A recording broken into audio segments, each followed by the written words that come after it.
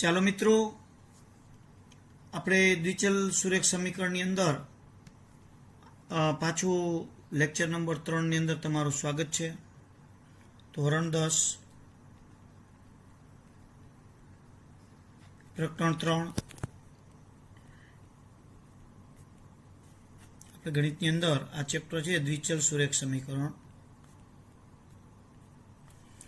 આપણે ગઈકાલે એટલે મીન્સ કે આના પહેલાના વિડીયોની અંદર આપણે જોયું હતું કે દ્વિચલ સુરેખ સમીકરણના બીજ માટેની અલગ અલગ રીતોમાંથી આપણે આદેશની રીતનો અભ્યાસ કર્યો હતો.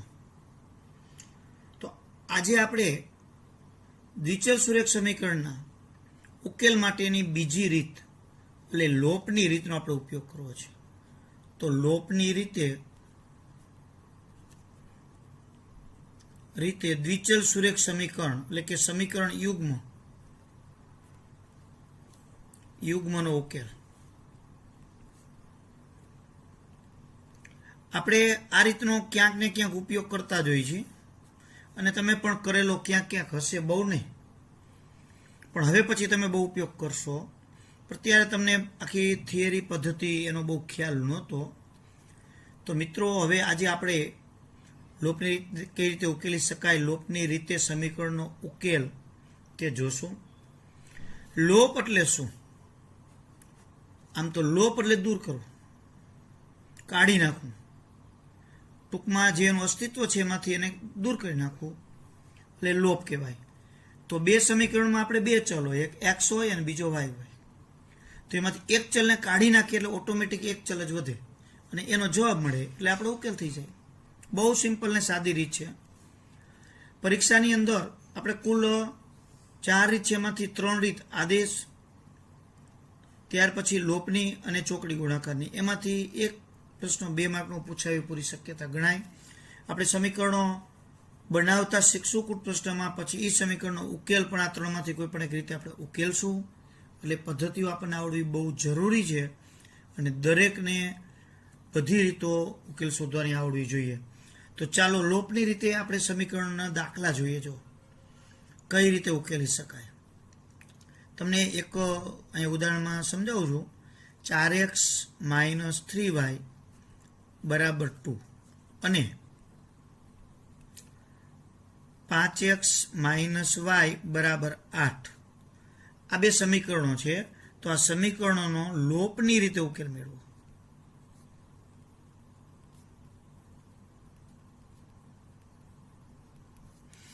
તો ચાલો આપણે આને લોપની રીતે ઉકેલ મેળવવા છે. તો અહીંયા લોપની રીતે ઉકેલ મેળવવા હોય તો ચોક્કસ ક્રમમાં સમીકરણ હોવું જોઈએ. પદ આડાવડા હોય તો આપણે ગોઠવી નાખવાના, અપૂર્ણાંક હોય તો લસા લઈ લેવાનો, કાઉન્સ હોય તો કાઉન્સ છોડી નાખવાનો. અને જ્યારે આપણે આ દાખલો ગણીએ ત્યારે સમીકરણ પહેલા એક્સ વાળું પદ, પછી વાય વાળું પદ, પછી અચળ પદ અથવા તો બરાબરની બીજી બાજુ અચળ, ગમે તે રાખી શકો. અને એ જ ક્રમમાં જે પહેલું સમીકરણ જે ક્રમમાં રાખો છો તે જ ક્રમમાં બીજું સમીકરણ હોવું જોઈએ. અહીંયા તો છે જ, જો તો આપણે એને ફેરફાર કરવાની જરૂરિયાત નથી. તો 5x - y = 8 સમીકરણ 2. આદેશમાં આપણે આવું જ કરતા, આમાં એ જ છે. પણ અહીંયા આપણે હવે ચલનો લોપ કરવો છે, કાં એક્સ ચલનો અથવા વાય ચલનો. તો ચલનો લોપ ક્યારે થાય? બંને સમીકરણોની બાદબાકી કરો તો બાદબાકી કરવાથી એ ચલનો લોપ ક્યારે બનશે? ચલ છે એના સહગુણક સમાન હોય તો. ચાલો, એક્સનો સહગુણક અહીંયા 4, અહીંયા 5 તો સમાન નથી. અહીંયા વાયનો સહગુણક -3, અહીંયા 1 તો પણ સમાન નથી. તો સહગુણક સમાન હોવા જોઈએ જ. જો ન હોય તો સમાન બનાવવા પડે.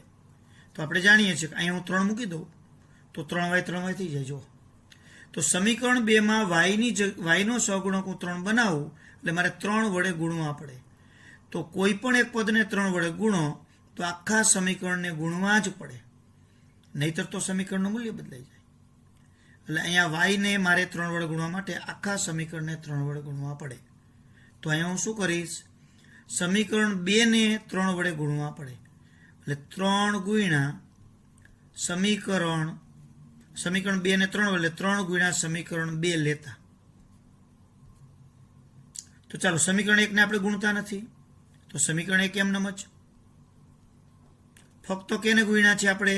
સમીકરણ 2 ને. શું કામ? તો કે વાયના સહગુણક સરખા કરવા માટે. તો વાયને 3 વડે ગુણવા માટે આખા સમીકરણને 3 વડે ગુણવા પડે. જો મિત્રો આમાં બહુ મિસ્ટેક થઈ જાય. ઘણા આને એકને જ ગુણે, આ બેને ન ગુણે. ઘણા એ સુધી ગુણે એટલે 5 તરીને 15 જો. પછી આને એને પણ ગુણે અને ઉતાવળમાં આને ગુણતા ભૂલી જાય તો ન ચાલે. તો એને 3 વડે ગુણે એટલે 8 તરી 24 અપ ટુ n પહેલેથી છેલ્લે લગી ગુણવાના. હવે બાદબાકી લેવી છે એટલે નિશાની ઉલટાવી નાખવાની બીજા સમીકરણની, જેથી કરીને શું થશે? -3y ને +3y આનો સરળો કરે એટલે ઉડી ગયા, એટલે y નો લોપ થયો કહેવાય. તો અહીંયા 4x પ્લસ છે અને -15y 15x. તો અહીંયાનું સાદુરૂપ આપો એટલે તમને અહીંયા -11x આવે, વત્તા 4x ને -15x એટલે -11x બરાબર. અહીં વત્તા 2 અને -24 એટલે -22. હવે બંને બાજુ નિશાની ઉલટાવી નાખો એટલે પ્લસ થઈ ગયા, કારણ કે બે માઇનસ છે. 11 છેદમાં જાય તો 22/11. તો x બરાબર 2. 11 દુ 22 છેદ ઉડી જાય જો અહીંયા, એટલે આપણને x ની કિંમત મળી ગઈ. હવે આ x ની કિંમત સમીકરણ 1 અગર તો સમીકરણ 2 કોઈ પણ જગ્યાએ મૂકો એટલે y મળી જાય. તો આપણે લઈએ સમીકરણ 1 માં x બરાબર 2 લેતા અથવા મૂકતા. તો ચાલો 4 x ની જગ્યાએ 2, જો અહીંયા આપણે સમીકરણમાં મૂકીએ છીએ 4 x ની જગ્યાએ 2 -3 y ની જગ્યાએ y એમનેમ જ, એની કિંમત તો મૂકતા નથી. 4 દુ 8. અહીંથી સાદુરૂપ જ છે, સિમ્પલ જ. 8 બચ જાય એટલે -2 -8 2 -8 એટલે -6. તો આ બાજુ નિશાની ઉલટાવી તો આ બાજુ ઉલટી જાય, 3 છેદમાં જતા રહીએ એટલે y બરાબર 2 છેદ ઉડી જાય એટલે. તો અહીંયા તમને ઉકેલ મળી ગયો x બરાબર 2 અને y બરાબર 2. લ્યો જો મિત્રો છે ને સરળ, એકદમ સિમ્પલ ને સાદી પદ્ધતિ છે. અહીંયા સહગુણક સરખા કરવા પડે, સરખા હોય જ ઓલરેડી, તો સરખા કરવાની જરૂર જ નથી, સીધો જ આપણે લોપ લઈ શકીએ. માની લો કે વાયના સહગુણકની જગ્યાએ તમે એક્સના સહગુણક સરખા બનાવ્યા હોત તો પણ ચાલે. ચાલો એના માટે આપણે એક એક્ઝામ્પલ એક લીધું, તો બીજું લઈએ. ચાલો આ વખતે આ રીતે છે, જો 2x + 3y બરાબર 5 અને 4x - 3y બરાબર 1. તો આને લોપથી ઉકેલો.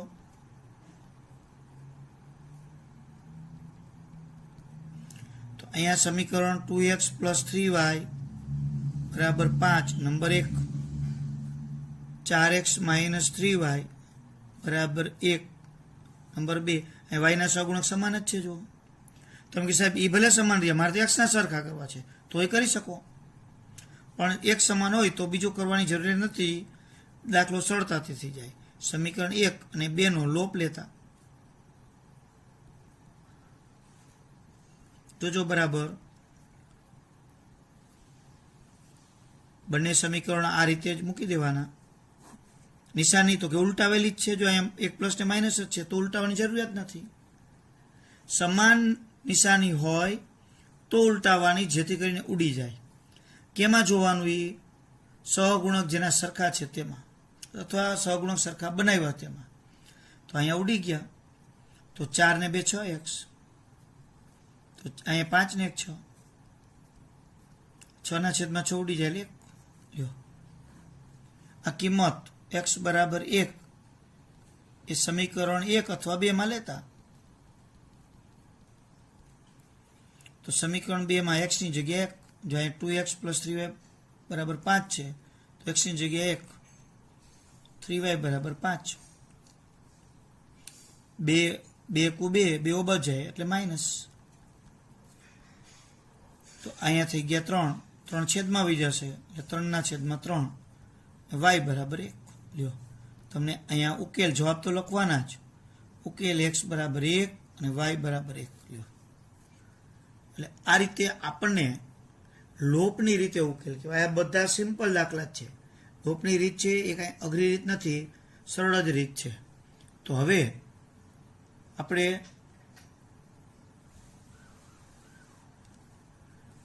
એક્ઝામ્પલ એક પાછું લઈએ. Example number 3.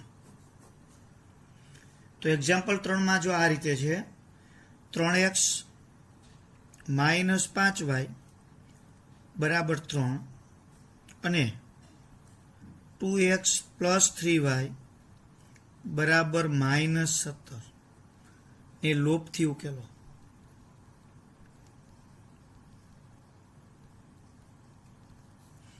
અહીંયા જો 3x - 5y બરાબર 3 સમીકરણ નંબર 1, 2x + 3y બરાબર -17 સમીકરણ નંબર 2. હવે અહીંયા તમે જોઈ શકો છો કે એકેયના સહગુણક સમાન નથી. જો x નો 3 તો અહીંયા 2 છે, y નો -5 તો અહીંયા +3 છે. હવે પહેલા દાખલાની અંદર આપણે આગળ જોયું હતું કે સમીકરણ નંબર 2 ને 3 વડે ગુણવાથી yના સહગુણક સરખા થઈ ગયા હતા. અહીંયા કયા સમીકરણને ગુણી તો સહગુણક સરખા થાય? ન થાય. જો સમીકરણ 1 ને હું 2 વડે ગુણું 6 થાય, તો નથી થતા. સમીકરણ 2 ને 3 વડે ગુણું તો અહીંયા 6 થાય, તો એ નથી થતા. તો મારે એક સમીકરણને ગુણવાથી કોઈના સહગુણક સરખા નહીં થાય. તો સહગુણક તો સરખા બનાવવા જ જોઈએ, નહીતર તો લોપ નથી થવાનો ચલનો. તો મારે બંને સમીકરણોને ગુણવા પડે. તો બંને સમીકરણોને એક જ સરખી સંખ્યા વડે ગુણવા જરૂરી નથી, અલગ અલગ ગુણી શકો. માનો કે તમે સમીકરણ 1 ને 2 વડે ગુણો તો અહીંયા 6x થાય, અને આને 3 વડે ગુણો તો એ 6x થાય. જો ઉલટું સુલટું. અગર તો આને 5 વડે ગુણો અને 3 વડે ગુણો એટલે 15, અને અહીં 3 ને 5 વડે ગુણો તો 15 થાય. ચાલે.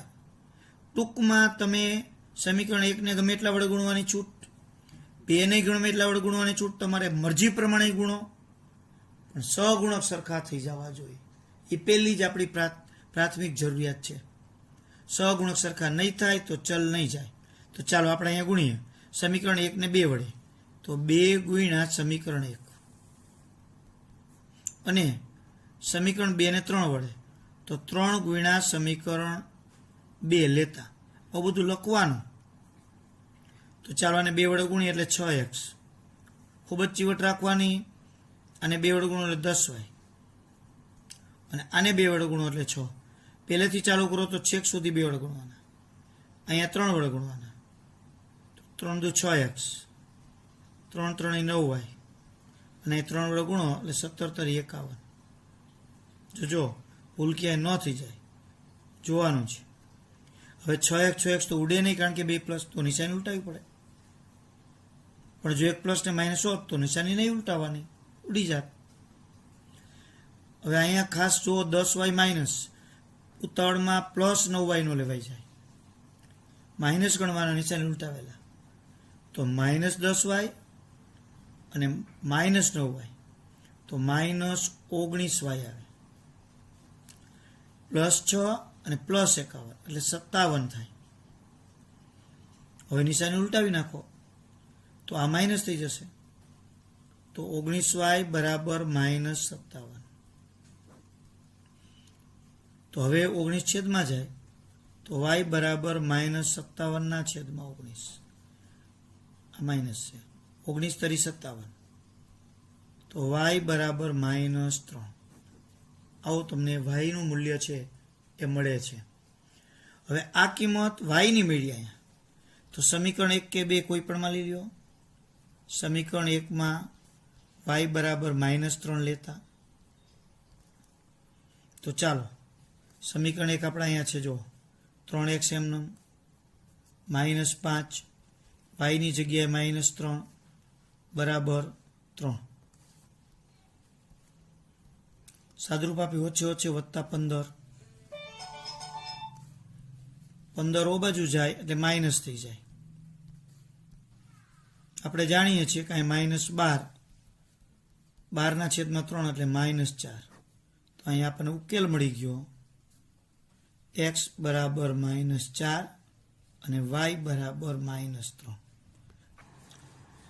ચાલો વળી પાછું એક આપણે એક ઉદાહરણ જોઈ લઈએ. આ વખતે થોડુંક અઘરું હોય સાદુ રૂપમાં, કાળજી રાખવી પડે એવું લઈએ. ચાલો અપૂર્ણાંક છે, જો x/10 વત્તા y/5 બરાબર 1 અને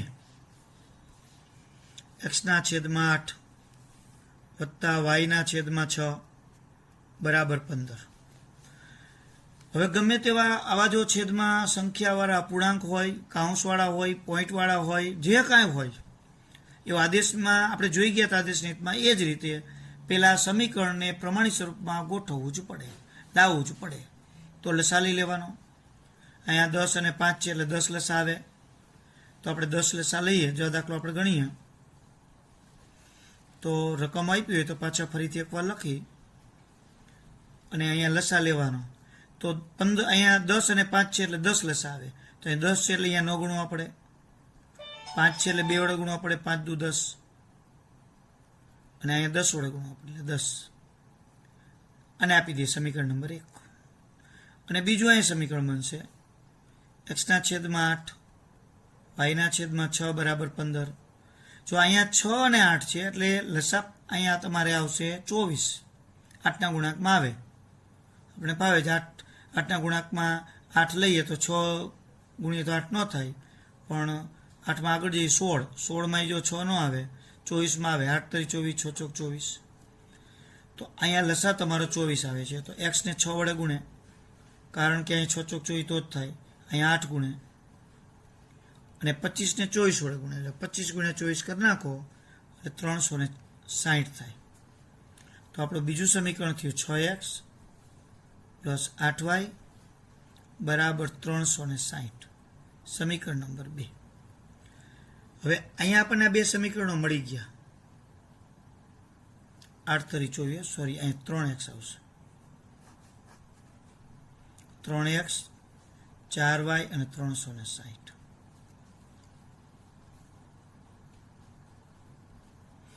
ચાલો હવે આટલી જ વસ્તુ આમાં થોડી વિવિધતા વળે હતી, બાકી તો બધું સિમ્પલ છે. અહીંયા જો આપણે હંમેશા એવું શોધવાનું કે એને કેટલા વડે ગુણવાથી આપણને સરળતા રહીએ. તમે જોઈ શકો કે અહીંયા 6 ગુણક 3 છે અને અહીંયા 1 છે, તો આને 3 વડે ગુણીએ તો સરખા થઈ જાય. અથવા અહીંયા 4 છે તો અહીંયા 2 છે તો એને 2 વડે ગુણીએ તો સરખા થાય. કોઈ પણ લઈ શકો. તો અહીંયા 3 ગુણ્યા સમીકરણ 1 લેતા, તો એને 3 વડે ગુણી તો 3x 6y અને 3 ગુણે એટલે 30. અહીંયા 3 બધાને ગુણવાના. હજી પણ એકવાર ધ્યાન દોરું છું, પેલા બેને ગુણીને છેલ્લું ભૂલાઈ ન જાય, એ જ ભૂલ થવાની છે. લોપની રીતમાં બીજું અઘરું ન હોય. બીજું સમીકરણ છે એ તો એમાં કોઈ ફેરફાર કર્યો નથી એટલે એ જે છે એ જ. હવે 3x તો જાય નહીં, એક પ્લસ માઇનસ હોય તો જાય, તો નિશાની ઉલટાવી નાખીએ. એકની ઉલટાવી તો બધાની ઉલટે જ, જ્યાં પ્લસ હોય ત્યાં માઇનસ ને માઇનસ અહીંયા પ્લસ થઈ જાય. પ્લસ 6y ને માઇનસ 4y એટલે 2y વધે, પ્લસ 30 ને માઇનસ 360 એટલે 330 થાય, પણ માઇનસ 330. હવે અહીંયા બે છેદમાં જાય એટલે y બરાબર માઇનસ 330 છેદમાં 2. છેદ ઉડાડી તો અહીંયા 165 આવશે. જો આને તમે 2 વડે ભાગશો એટલે y બરાબર, તો y ની કિંમત મળી ગઈ.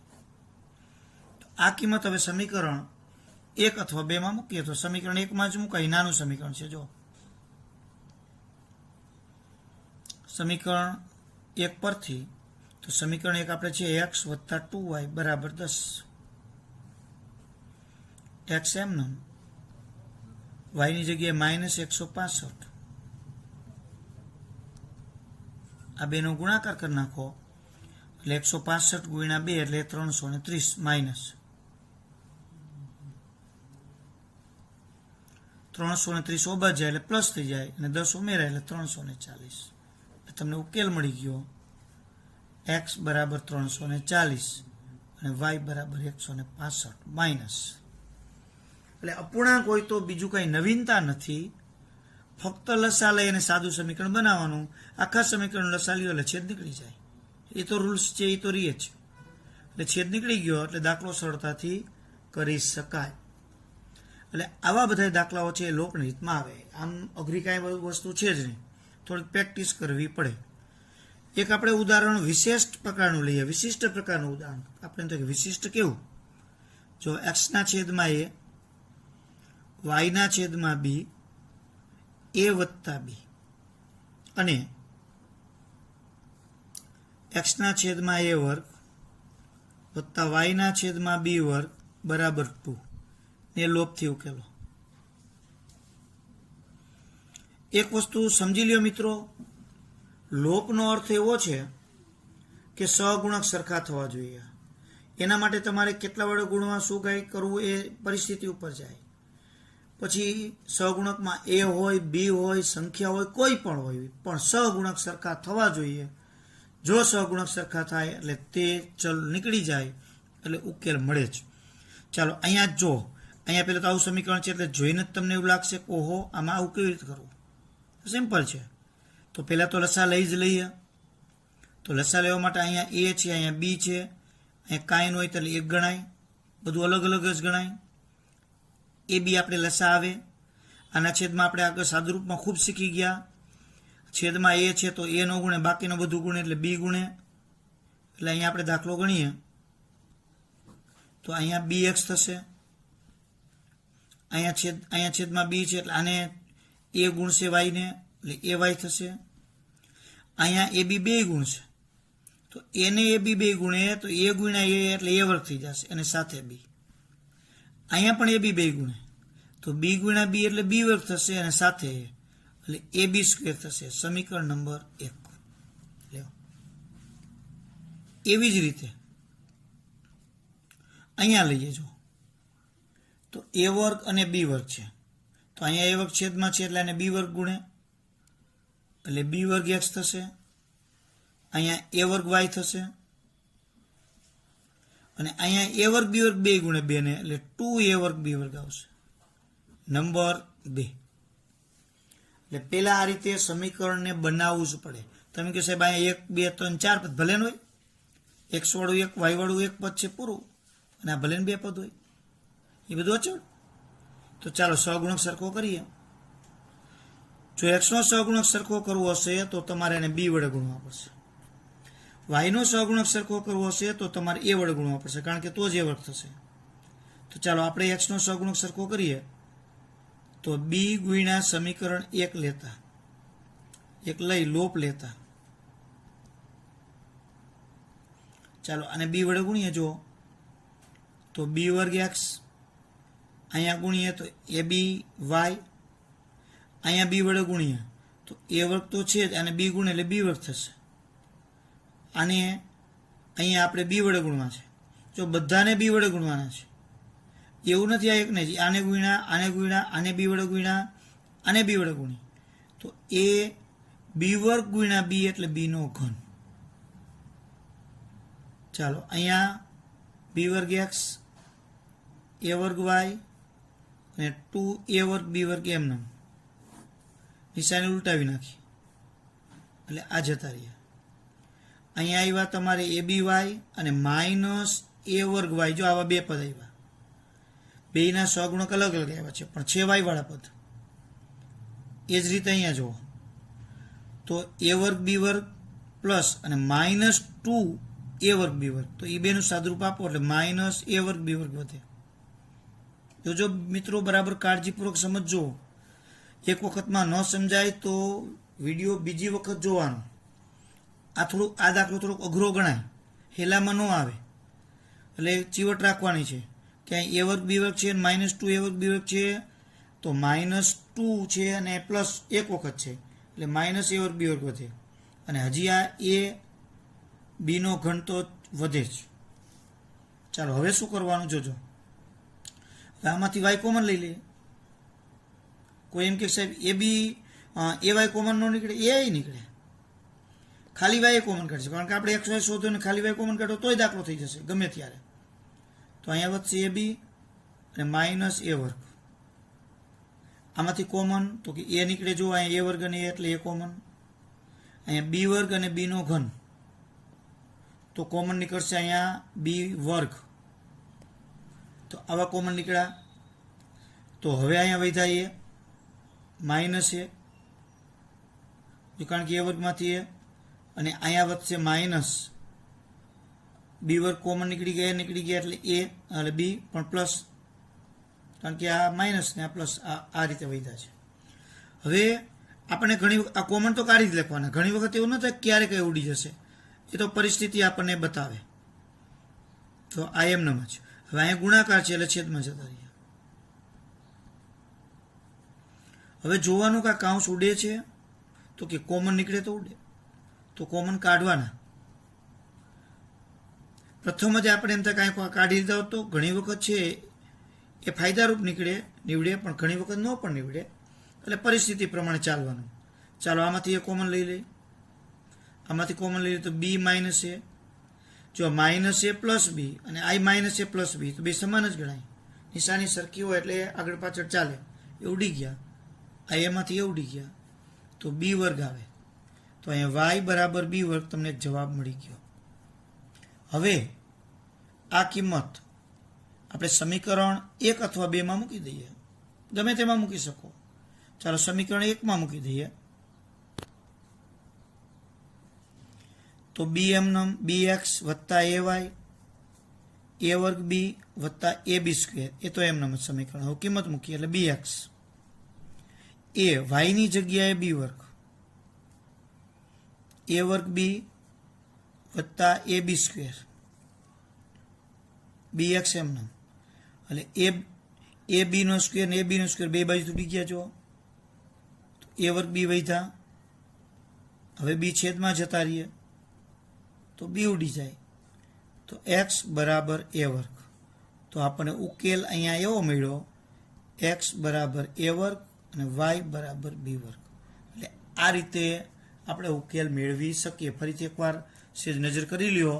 કોઈ પણ જગ્યાએ બી આવા હોય તો લસા લઈ અને છેદ કાઢી નાખવાના, સહગુણક સરખા બનાવવાના. ઘણીવાર એ બી વડે જ ગુણવા પડે એવું નથી, કોઈ સંખ્યા પણ સાથે ગુણવા પડે, 2a કે 2b કે 3a કેવા આવડે. અને અહીંયા જો અહીંયા સાદુરૂપ આપી દેવાનું, અહીંયા પણ જેની સાથે સાદુરૂપ આપતું આપવાનું. વાય કે એક્સ છે કાંઈ કોમન નીકળતા કાઢવાના, છેદમાં લઈ જવાના, ઉડશે જ અહીંયા ઉડાડી દેવાના, કોમન કાઢીને છેલ્લે બાકી ઉડશે. એટલે જે કિંમત મળે બીજા સમીકરણ મૂકી સાદુરૂપ આપી અને મેળવી શકાય.